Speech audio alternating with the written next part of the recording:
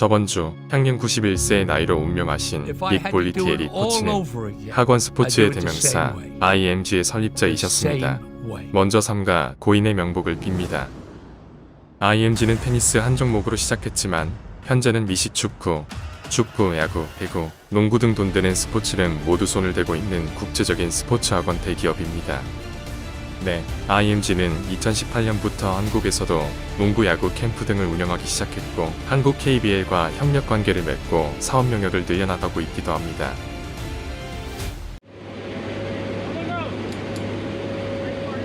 미국 공수부대를 거쳐 로스쿨에서 변호사가 되려고 공부를 하던 볼리티에리 코치는 적성에 맞지 않는 로스쿨을 때려친 후 생뚱맞게 테니스 코치 생활을 시작합니다. 생뚱맞다고 할 수밖에 없는 게 볼리티에리 코치는 선수 경력이 전무한 성인이 되어 테니스를 시작한 일반 동호인이었기 때문입니다. 테니스도 잘 칠 줄 모르는 볼리티에리 코치가 코치로서 금전적인 성공을 이룰 수 있었던 비결은 박리담회였습니다.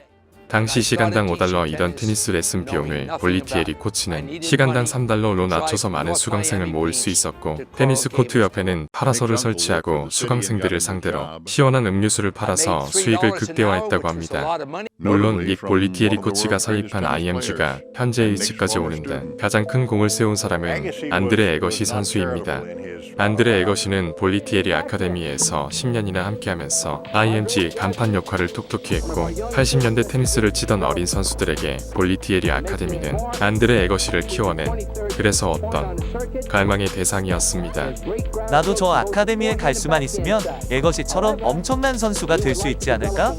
같은 생각을 당시 저뿐만 아니라 다른 어린 테니스 선수들도 모두 했었을 것 같습니다. 사실 볼리티에리 코치는 합숙훈련이라는 근대 모든 테니스 아카데미 학원들의 모델을 제시한 선구자 역할을 하신 분입니다. 어린 테니스 선수들을 한 곳에서 모두 숙박시키고 훈련하게 하는 구암 시스템 같은 학원을 최초로 설립했고 이는 프랑스의 모라토글루 아카데미나 플로리다의 세들부르크 아카데미 등이 지금도 그 형식을 그대로 따르고 있습니다. 그런데 정작 에거시는 IMG와 결별 후 볼리티에리 코치가 무슨 코치냐? 볼리티에리는 테니스 코치 자격도 없는 사람이다 라는 말을 하는가 하면 자기 자신이 볼리티에리 코치 때문에 선수 경력에 큰 피해를 본 피해자라는 주장까지 했습니다. 에거시와 사이가 좋지 않은 에거시 선수의 아버지도 후에 자서전을 통해 동일한 주장을 하기도 했습니다. 에거시 선수뿐만 아니라 80년대 말 4년 동안 IMG에서 테니스를 쳤던 모니카 셀러스 선수 측도 볼리티에리 코치가 자신을 이용만 하려 한 장사 에거시 선수나 모니카 셀리스 선수 둘 다 볼리티에리 장학급을 받은 선수였는데 왜 이렇게 좋지 못한 모습으로 결별한 것일까요? 볼리티에리 코치는 전설이 유망한 선수들에게 전해 무료 장학금을 제시해 자신의 아카데미로 끌어모아 이 선수들의 이름을 마케팅 도구로 사용했습니다. 하지만 정작 자기 자신은 선수들을 가르칠 수 있는 테니스에 대한 이해도가 턱없이 부족했기에 선수들과 불협화음이 끊이지 않았던 것입니다. 존 맥킨로는 볼리티에리 코치에 관해 닉 볼리티에리 doesn't know anything about tennis. 테니스에 관해 아무것도 모르는 인간이라는 폭언을 하기도 했습니다. 볼리티에리의 IMG는 다른 테니스 코치나 아카데미들로부터 좋지 않은 평가를 받아온 것이 사실입니다.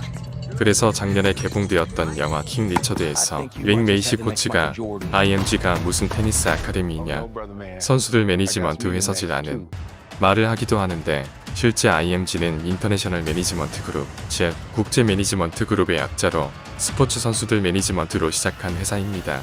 반면 앤디 루틱과 윌리엄스 자매를 키워낸 릭 메이시 코치는 대학 선출 코치로서 테니스에 관한 깊은 이해력과 관찰력으로 선수들의 실력 향상에 크게 기여했고 영화 킹 리처드 제작 과정에서 알려졌듯이 릭 메이시 코치를 거쳐간 선수들 모두 지금도 릭 메이시 코치와 매우 친근한 관계를 유지하고 있다는 것입니다. 세리나 윌리엄스는 내 인생에서 가장 행복했던 시간을 보낸 시절이 릭 메이시 코치와 같이 테니스를 치던 시절이다 라고까지 말할 정도로 릭 메이시 코치의 아카데미에서 선수들은 즐겁고 긍정적이고 생산적인 경험을 할 수 있었던 것입니다. 하지만 현재 릭 메이시 아카데미와 IMG 아카데미의 위상을 비교해보면 비교 대상이 아닐 정도로 IMG는 거대한 국제 아카데미로 성장한 반면 릭 메이시 아카데미는 아직도 영세하고 작은 규모입니다. 볼리티에리 코치 자신은 테니스에 대한 이해도가 높지 않았지만 실력 있는 코치들을 영입해 그 문제를 해결해 나간 반면 릭 메이시 아카데미의 경우 너무나 릭 메이시 코치 한 사람에 대한 의존도가 높았습니다. 또한 실력이 없는 선수들부터는 수강료를 높게 받은 볼리티에리 코치와 달리 윙 메이시 코치는 실력 없는 선수들로부터도 저렴한 수강료를 받았기에 아카데미의 수익성이 좋지 않아 IMG처럼 규모를 키우는데 실패했습니다. 결론만을 말하자면 돈을 잘 버는 성공적인 아카데미를 만들기 위해서는 선수들의 기술 향상에 신경 쓸 것이 아니라 마케팅과 사업 소환에 힘을 쏟아야 한다는 것입니다. 반면 수강생 입장에서 말하자면 외형적으로 큰 규모의 유명한 아카데미에서 좋은 코칭을 받기 힘들다는 것입니다. 인투이티브 테니스 채널의 믹 아라리 코치는 얼마 전 자신의 채널에서 이 IMG 아카데미에 두 자녀를 보내 매년 억대의 수강료를 내고 테니스 수업을 받게 했지만 2년이 넘도록 잘못된 서브 그립 조차 고쳐지지 않은 사례를 소개하기도 했었습니다. 어느 유명한 컬리너리 스쿨에서는 성공적인 음식점을 운영하려면 얼마나 맛이 좋은 양질의 음식을 제공할까를 고민하지 말고 어떻게 하면 원가를 낮출지를 생각하고 맛은 조미료를 때려 넣으라고 가르친다고 합니다. 믹 볼리티에리 코치는 테니스는 잘 몰라서도 돈은 어떻게 벌어야 하는지를 너무나도 잘 알고 계셨던 것 같습니다. 마지막으로 유명하고 규모가 큰 아카데미에서는 무조건 좋은 테니스 교육을 받지 못한다는 오해를 불러일으킬까 걱정돼서 말씀드리자면 플로리다의 세들브룩 아카데미처럼 유명하고 비싸고 좋은 테니스 트레이닝과 코칭을 제공하는 아카데미도 존재합니다. 미국의 존 이스너, 독일의 지베레프 같은 선수들이 세들브룩 아카데미에서 서브를 완성한 걸로 유명한 아카데미인데 서브를 정말 잘 가르칩니다.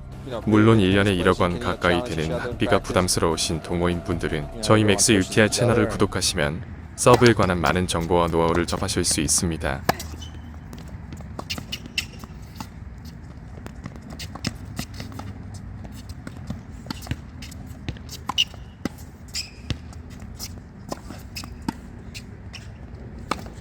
Ay, ay, ay.